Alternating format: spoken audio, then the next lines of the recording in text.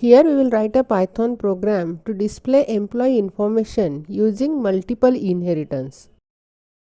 So first we'll open the IDLE, then we will add new file, and in comment line we'll write program description. So first we'll define class employee. Here we will use default constructor, so we will define variables, one for employee number and other for employee name, and we'll assign values to it. Then we'll write method display, and we'll print value for employee number and employee name. Here we will use self keyword with variable.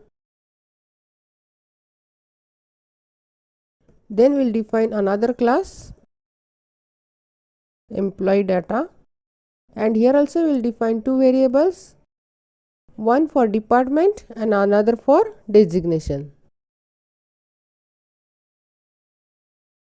Then we'll define another method display1,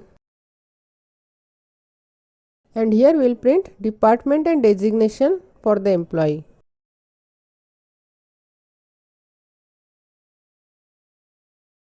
Then we'll define next class employee info, which will inherit employee and employee data. Here we'll define variable for joining date of the employee. Then we'll define method emp data,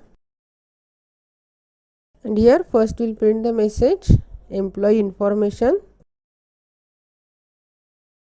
Then we'll call the method display and display1 from the class employee and employee data.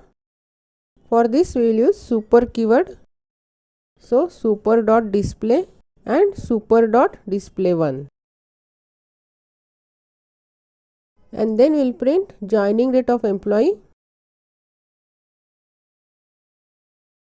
Then we'll create object of our class employee info, and we'll call the method emp data from that class. Then we will save it and we will execute it.